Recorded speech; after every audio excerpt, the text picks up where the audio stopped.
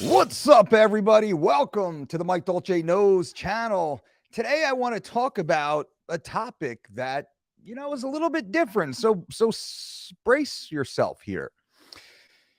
Lately, I have been thinking about death, and I've been spending a lot of time, actually, an inordinate amount of time, thinking about death, my own death. But it's not in a manner that is troubling. Trust. Wait. Time out. Like, I am by no means thinking about initiating my own death. I freaking love life. I love my life. I love living life. I love everything about life, even the challenges, the pain, the suffering in life. I actually embrace that. But I've been spending a lot of time thinking about death when I'm alone, when I'm quiet, when I'm laying in bed at night. Actually, last night is when I really spent a lot of time going deep into the topic. And I wanted to share it with you because I think you might actually relate to this. So I've been thinking about death. I'm 45 years old now. People say 40 is over the hill. You're past the halfway point in life. That's what they say. Some say.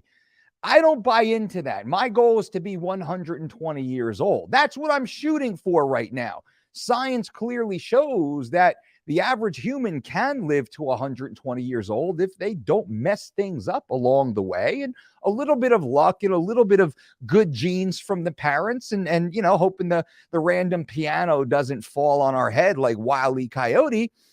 But my goal is to extend my life with high utility for as long as possible.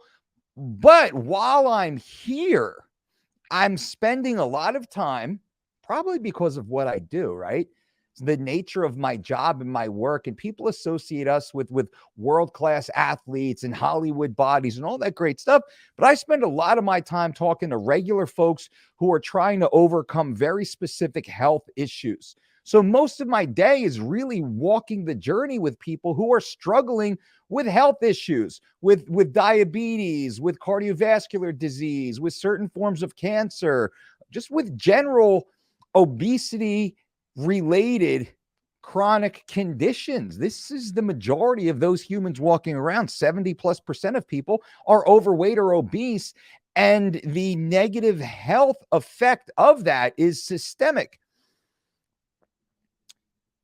So going through my own story, my own father, he had a massive stroke when I was 8 years old. He later passed from a massive heart attack. He had a series of strokes and heart attacks, and it was unfortunate, but that's the hand that I was dealt. So I grew up in many ways in hospitals and doctors' offices and all the kind of sadness that goes along with that. It was really just managing the condition and not really improving it to get back better. Like, there was no getting dad back to the one dad I knew prior to being 8. It was just the rapid decline from 8 forward.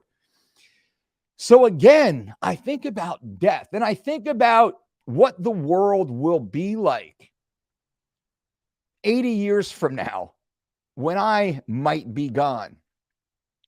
And this has helped dramatically refocus my daily activities. I have 2 young daughters. What will their life be like when dad's not around? Whether they're, who knows what years, dare I say? And I do the math. My oldest is 7. My youngest is 5. I'm 40 years older than my youngest daughter.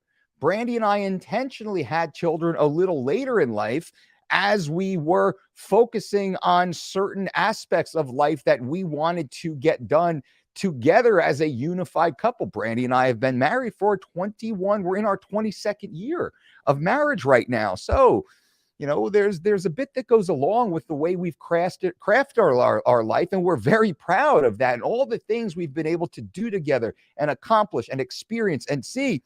Because life is a series of experiences. At the end of the day, they're experiences that are fleeting. We're constantly passing through these moments in our life. And I think, too, my impact, of course, as a parent, my impact on my children What lasting impact will I have? What lessons will I have imparted upon them? What type of imprint will I have made on their lives? So 40 years from now, when my children are my age as I stand here right now, and I'm 85 years old, well, my grandfather lived to be 99. His mother lived to be 103, 106 is debatable because birth records were a little up in the air. She was over 100 years old. Now, I have that, but also I have my father's kind of bad genes on his side, right? And his father had similarly had a heart attack also, which is unfortunate. So I have kind of good genes and kind of bad genes. I got a whole mix. And it really does matter how we live our lives. And we can think of gene expression. Our lifestyle has an impact on the way our genes turn on and turn off. If we are prone to certain lifestyle related conditions, that lifestyle will turn those on. We will actually manifest greater levels of blood sugar issues. We will manifest greater levels of cancer proliferation. We will manifest greater levels of arterial sclerosis if you have that genetic expression. Conversely, we can actually shut those down to a large part, in a large degree, through our lifestyle, which is important to share this conversation with you guys. And I might be a little all over the place as I'm talking, non-scripted, just freely. I love to have these great conversations with you, open and honest and transparent and vulnerable and real, because it matters. And I have been thinking about death and my impact and what, not what legacy, but what imprint will I leave on those closest to me? And am I doing enough? And I think that's really what I come back to. Am I doing enough in my life to fully utilize the time that I have? And for you, the time that you have in your life, are you doing everything in your power to maximize that? Everything in your power to maximize your full potential. How much of your time have you procrastinated away for tomorrow? I'll do it tomorrow. I'll start tomorrow. I'll try tomorrow. I'll call him tomorrow. I'll go there tomorrow. I'll sign up tomorrow. I'll begin that tomorrow. I'll stop doing that tomorrow. How much of our time is wasted away with the promise of tomorrow, but that tomorrow never comes? And one day we wake up and there will be no more tomorrow. There will be that one day, which is our last day, and we don't know when that day will be. God willing, that's many, many decades from now, but we don't know when that will be. So much of my time has now been focused on maximizing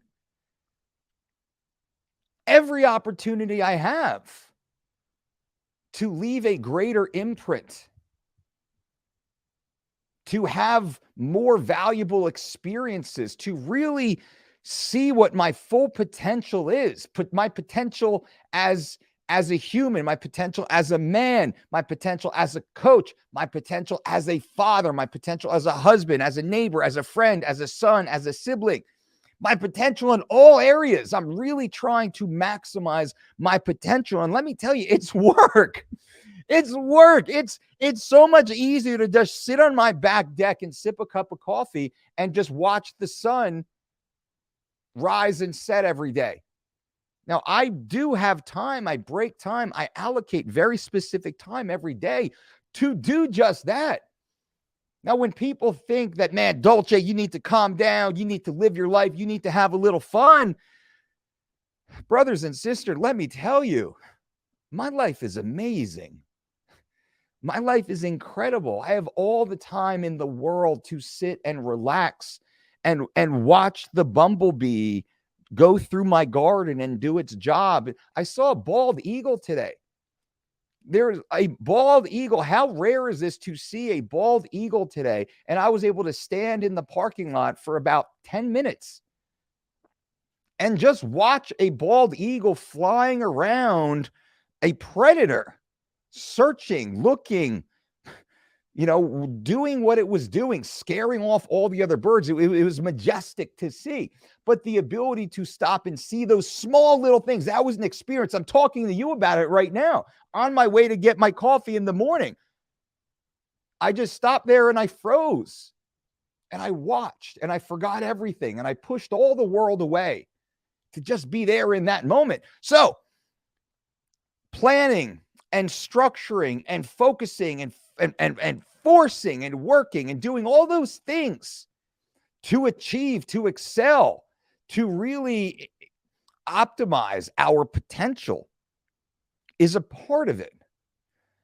So I think to close this with you, my lesson to me is in all things that I do, I really ask myself, Mike, are you doing your best? Are you doing everything you can? Are you maximizing this opportunity right now? Are you fully present in this experience? There's a time to be selfish, and there is a time to be selfless, to cultivate experiences for other people, so then we can enjoy the experience of having created a moment for other people, and we can revel in their enjoyment of the moment. Like, that is a beautiful thing also. So I leave you with just the simple thought from a simple man and the contemplation of existence and the finite time that we actually have here, and the encouragement for you to consider your own place in this time and ask yourself, have I done all that I've come here to do? Have I maximized all the time that has been allotted to me? What more can I do? What more can I do? How can I craft this life, this future, these moments, being fully present while setting lofty future goals to work towards? Now, I'll leave you with that. Feel free to leave any comments below. If you've stayed this deep into the video, I just ask you to throw a thumbs up if you would.